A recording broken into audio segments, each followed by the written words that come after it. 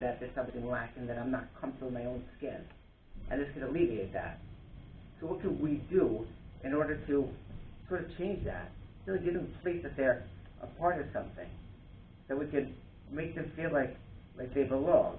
So long as we create systems that exclude, systems that make somebody feel like they're an outcast, that they're not good enough, that they're not part of this, then we're accepting that they're not part. And when we accept that, then we're accepting whatever behaviors are going to come about in order to deal with that, such as substance use, such as other addictions, technology addiction,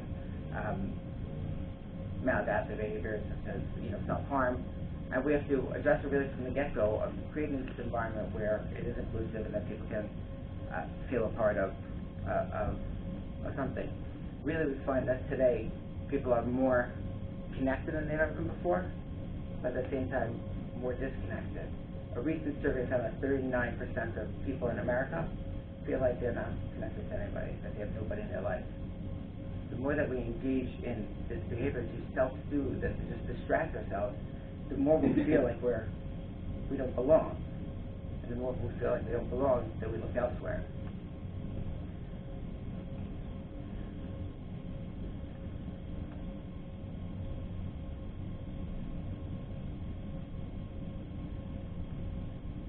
So it's hard to really define what contributes to what. Are we dealing with this depression, anxiety that creates substance abuse? Are we dealing with the substance abuse? Certainly there's this connection, this difficult connection that we're looking to fill that emptiness, we're looking to fill that gap, and we're not doing it by somehow the community, we're not doing it, so we're finding those other ways. And each time we try to do it by filling it with something, by trying to feed anxiety and maladaptive, those ways that aren't working, we only seem to create bigger problems and only contribute to enhancing and increasing that sense of anxiety, that sense of that lack of belonging.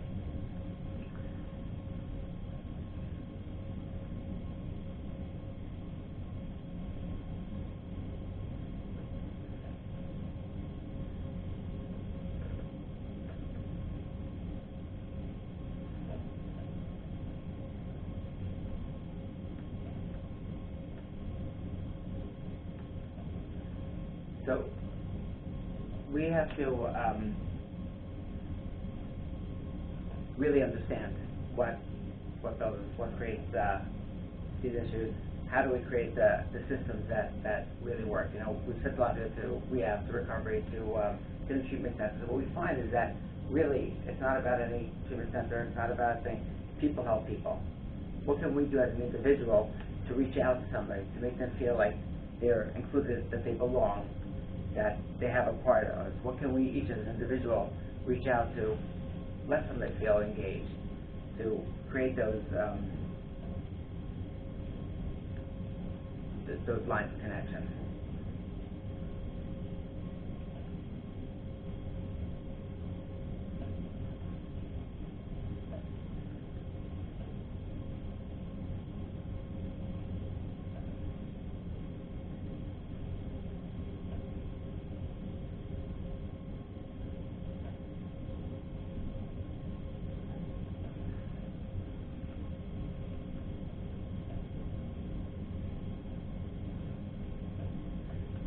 So really we came to get to the Narcan here.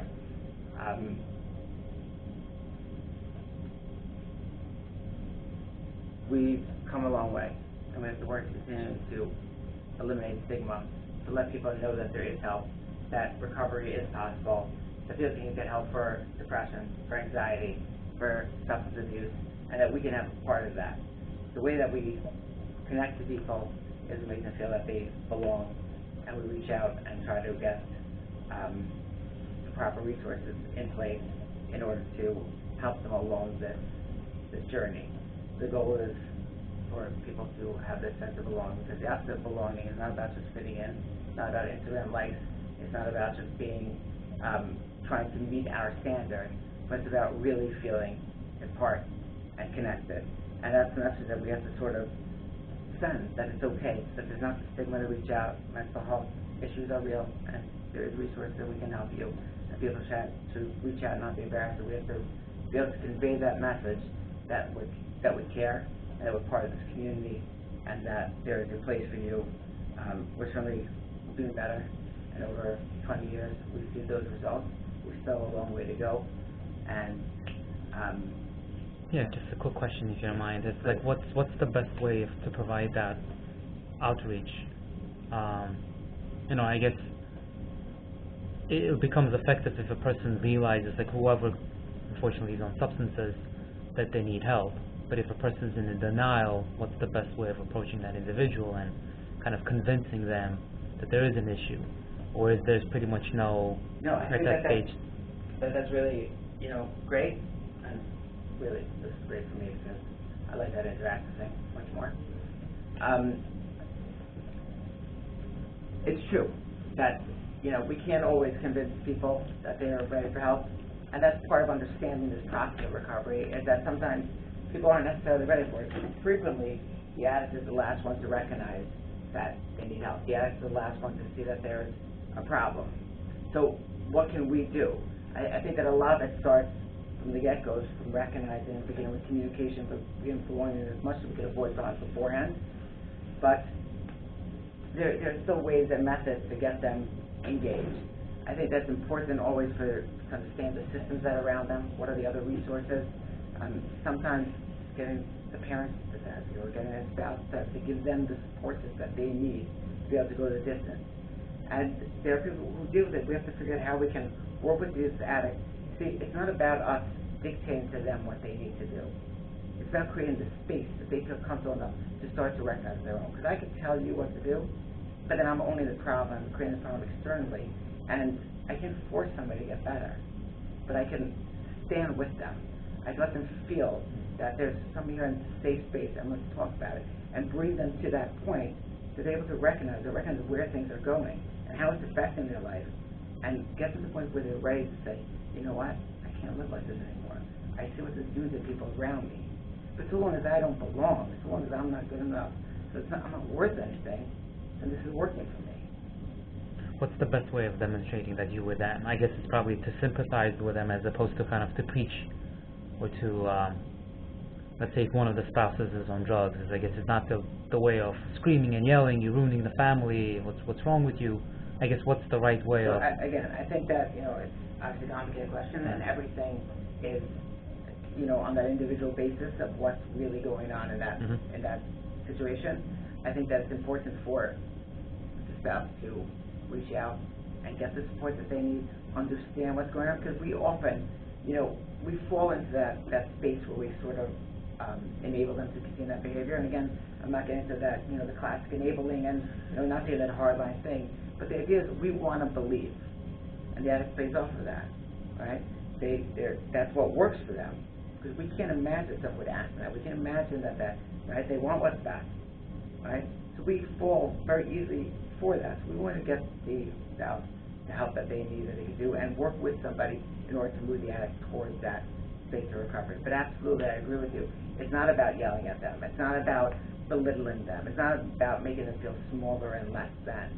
Because so long as we do that, then the message is, again, that you're not good enough, that you can't really change. Now, in each case is different on how we can create the system or the different events around it to help encourage them to get help. And there are times that you'll have to take a stronger line, and that's in this case. But the first thing is always about those lines of communication, the lines of defense, the lines that we're here for you to help you move forward, and to help them recognize that that's what they want to do. So what are the signs of either anxiety or depression being just having a bad day, or somebody who's kind of progressively sort of on the decline? How does that? So when I talk to... What do we look at? What do we look out for? What are telltale signs, especially in youth, that things are, it's just not a bump in the road, but it's actually, a real situation, a real crisis? So depression and sadness are really two very different things. We often get them Right. confused.